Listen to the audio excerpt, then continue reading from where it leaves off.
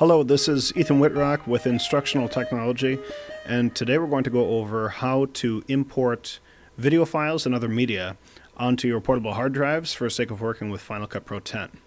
A few things we'll go over quick is terminology. So these are your Vixia camcorders.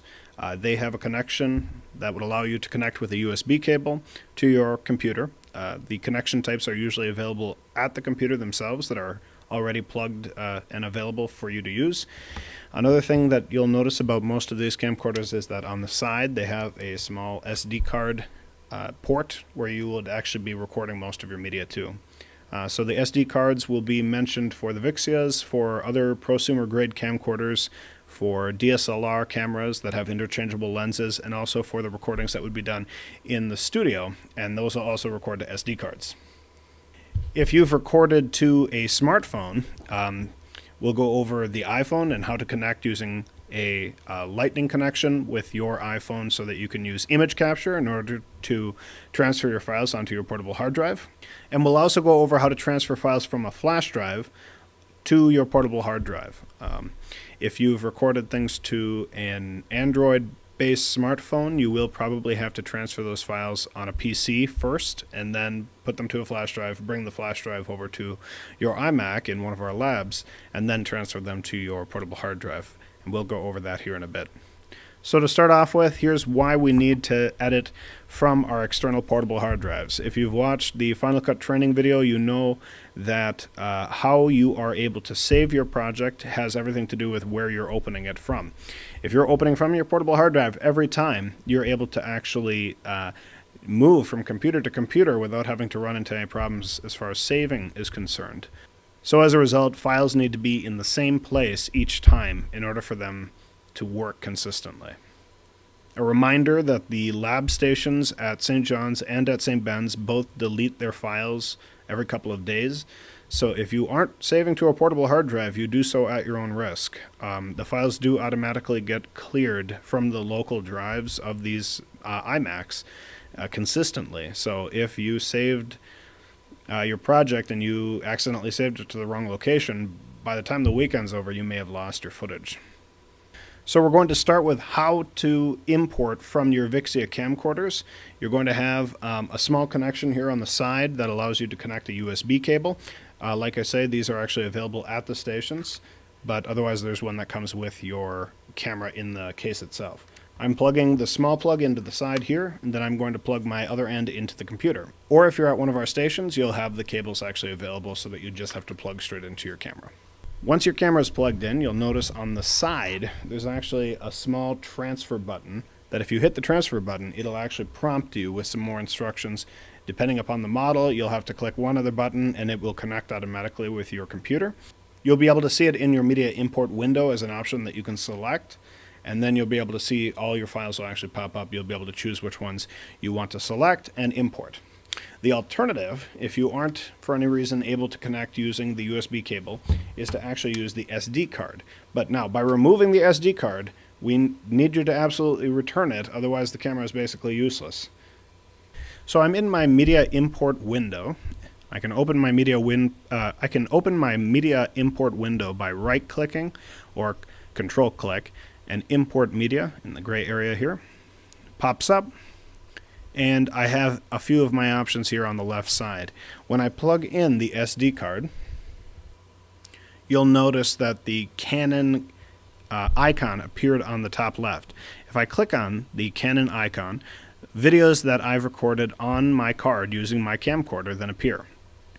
Once I've selected my clips, as mentioned in previous videos, you want to make sure that you are copying to the library and you want to import all. You can select the location where it's going to be saved to, but otherwise it'll just import into the open event that you have. Events act as folders as a way to help you keep things organized. So if you're working on a bigger project and you're trying to keep a bunch of files organized, you might make a new event each time you import some footage so that you can keep track of things. So I'll go ahead and import all. And you saw the dial appear and imported the interview very, very quickly, but otherwise if you want to follow along, you can click on the dial here and it will say importing media, and once it's at 100%, your file is fully imported. Depending upon if you're importing from a camcorder or from another device, it might pop up and prompt you with the import complete, and you can eject your card. If I hit eject, that actually will allow me then to kind of check here on my desktop. If the card's no longer there, I can eject the card. If you do pull out the card without ejecting it, you might run the risk of pulling it out before you've fully saved all of your files onto your portable hard drive, and if that's the case, you might end up with missing media files. You want to avoid that if at all possible, because you may lose your footage once you return your camera and things are wiped from the camera. Now, to show you what kind of not to do, if I plug in the SD card, here one of the options I have is to actually click on the card itself. Now, it breaks down based upon the way that these SD cards are formatted, in this case for the Canon Vixia, to record through a series of files. Now, you can click through them and find the files that you're looking for, but you run the risk of clicking and dragging and moving things onto your portable hard drive. Final Cut doesn't really love AVCHD files along with a few other file types, and so as a result, you want to do what you can to avoid running into any of those issues, and you do so by importing properly. To import from an iPhone, you'll want to connect the iPhone using a Lightning connection. Then you can go under Go to Applications. You'll find one of the options is called Image Capture. Now, Image Capture is a preferred option over using photos, because quite often you'll have to sign in with like an Apple account. With Image Capture, I can double click on Image Capture. My phone is immediately recognized. You'll be able to answer whether or not you trust the source. It should recognize your iPhone, and it'll appear with the images that you have recorded or photos that you've taken on your phone. At that point, you'll be able to select the images or the videos that you want to record. You can hold down Shift if you want to select a beginning and an end point to grab a bunch at once, or you can use the Command key to select individual clips and photos. Once I've selected the images or the videos that I want to save, I can import. But before I do, I want to make sure I'm saving it to the correct location. So in this case, I want to create a folder inside of my portable hard drive. So that way, everything I save is going to end up on my portable hard drive. Once I select import, it'll move all of those files into that folder. Once I've imported my video and photos into the new folder on my portable hard drive, I can disconnect my iPhone, and then I can jump back into Final Cut. This time, what I'm going to do is right-click, import media, and looking on the left, my Comp 143 is my portable hard drive. I can go to Media Assets, iPhone Photos. Here's a video and 4 photos that I can select and copy to library, import. A few other options when it comes to importing from different sources. So if you were using an Android phone, or any other type of smartphone other than an iPhone, you may have to actually connect it to a PC first and then transfer them to a flash drive. Use a flash drive rather than your portable hard drive, because your portable hard drive is formatted for Mac, and if you have to format your portable hard drive, you'll lose everything on it. Once you have the flash drive with your files on it, whether it be files from another computer, whether it be images and video from an Android phone that you couldn't transfer on an iMac, or if you had audio files that you had recorded to a flash drive using our audio recording studio, you'll be able to plug that drive in and have your portable hard drive plugged in, and then copy and transfer the files into your Media Assets folder again. We would suggest that you create a specific folder for those resources so that you keep things as organized as possible. But then once you've transferred the files, the same process for importing.